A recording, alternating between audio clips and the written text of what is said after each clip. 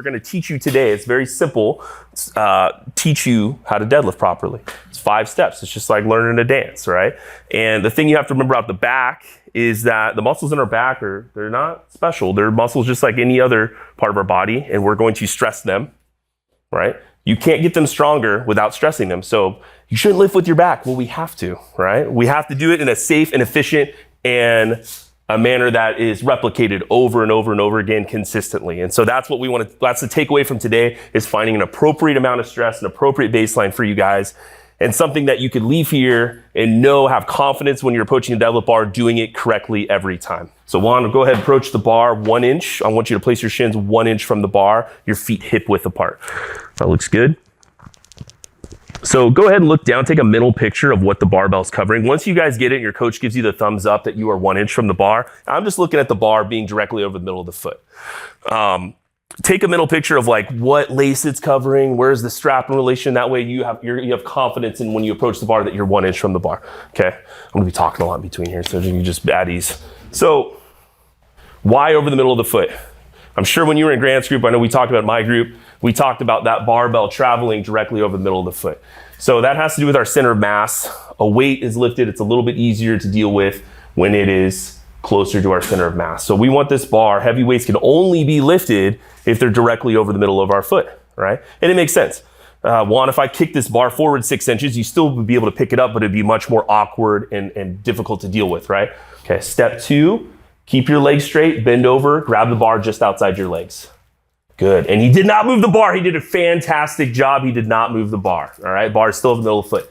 Now, third step, we're going to drop our butt until our shins touch the bar, and we're still not gonna move the bar, okay? Eyes, I want about right at the edge of that platform, okay? Further, halfway the edge of that platform. Take a big breath, squeeze your chest up, nipples up. You notice he just set his back. Drive your feet through the ground, drag the bar up your legs. Lock it out, and go ahead and put it back down right over the middle of your foot. Juan, you're a good athlete and you're a good example, all right? You did exactly what I said. Go ahead and relax. Okay. So notice his hips were probably higher, and that's the biggest thing that you guys are gonna do, is you're gonna wanna drop your hips because it's comfortable. Notice this is light for Juan, but he still was shaking a little bit. He was still uncomfortable. He still had pressure in his face. This position, if you haven't done it before, we're not looking for comfort. This is not gonna be comfortable. If it feels good and comfortable and you wanna hang out down there, then it's wrong, all right? If everything is where it should be and you follow the steps, you should feel some tightness in your hamstrings. Your hips are a little higher than you want it to be. When I force you to squeeze your chest up, to put your back in extension, that should be effort and that should feel tight, but we want tight in this, all right? Not pain, but discomfort's a little bit of discomfort's okay with this. So again, step 1 is stance. Toes out a little bit more, 15 degrees, not as drastic as our squat. So 1 inch from the bar, bar's over the middle of his foot, that looks good, okay? Keeping the legs straight, you don't need to be locked. Some of you guys that have tight hamstrings, your legs don't need to be locked, they can have a slight bend, but do your best to keep them straight as you bend over and grip the bar. Okay, now shins and hips forward, don't move that bar. Good, right there, in contact. Set your eyes, take a big breath, squeeze your chest up, big chest, back down. Good. Okay, reset. Big chest, drive your feet, drag it up your legs. Good, big air. In contact with your thighs. Good. Do one more. Hold up, reset. Good.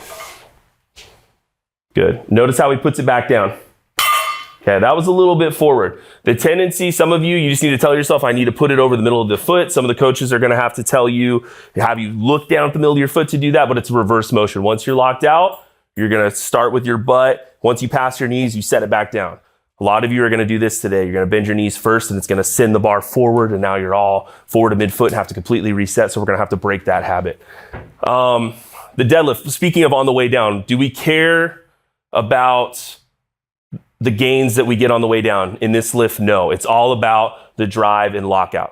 But we don't just let go of the bar and drop it. We call it a controlled drop. We're gonna follow the bar down very quickly, but we're gonna still hang on to the bar. We are not gonna go down slow and do what's called like a Romanian deadlift, right? All that's going to do is tire us out for the next rep, all right? We'll get into the specifics of why that is, but that's all we care about. Within the context of this program, everything is 3 sets of 5 in the beginning, except for deadlift is 1 set of 5. Why is that? It is more stressful. And through trial and error of thousands of lifters with hundreds of coaches, we found that this is the minimum effective dose for a beginner. They only need to do 1 heavy set of 5 3 times a week in order to continue progress. It's because it's the heaviest lift you're gonna do. The vast majority of people are gonna deadlift more than they squat, definitely deadlift more than they bench and press. And so it's stressful enough that you get the benefit from 1 heavy set of 5. And so we're gonna find what that is for you today, that top set of 5.